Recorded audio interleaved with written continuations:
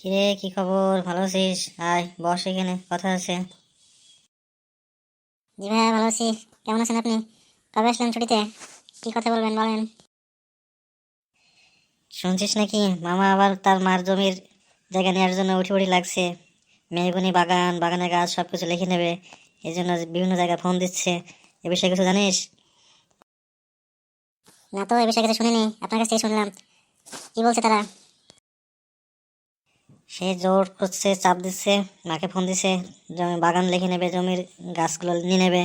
আমরা 1 ইঞ্চি ছাড় দেবো না, যা কিছু পাই সব কিছু একবারে 2 মুঠি নিয়ে আসবো, 1 ইঞ্চি জমি ছাড় দিব না। তোরা কি করবি? আমরা কোনো ছাড় দেবো না। আমরা 2 বোন আছি, আমাদেরও তো লাগবে জমি জায়গা, টাকা পয়সা আমাদের কি আছে ভরি ভরি? আমরা 1 ইঞ্চি জায়গা ছাড় দেবো না। আহ আলাউদ্দিনের প্রদীপের মাধ্যমে কাঞ্চন ভাইকে হাজির করি, সে কি বলে দেখি। ভাই আসেন, বসেন, জরুরি কথা আছে আপনার সাথে।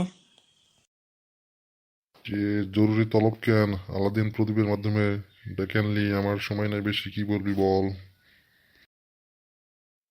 মামা তার বাপের জমিগুলো আত্মসাৎ করার চেষ্টা করছিল, কিন্তু ব্যর্থ হয়েছে। এখন আবার মার জমিগুলো নেওয়ার জন্য উঠে পড়ে লাগছে। এ বিষয়ে আপনি কিছু জানেন?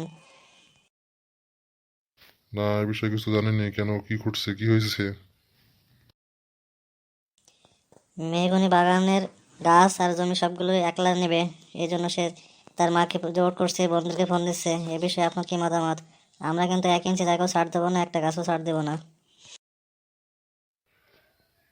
আমরাও একটা গাছও ছাড় দেবো না, 1 ইঞ্চি জমিও ছাড় দেবো না। যতগুলো গাছ আছে সব বিক্রি হবে, যেভাবে টাকা ভাগ হওয়ার কথা সেই ভাগ হবে, তারপরে জমি ভাগ হবে। আমার শেষ কথা, আমি গেলাম, আমার সময় নাই, আমার ডিউটির সময় হয়ে গেছে।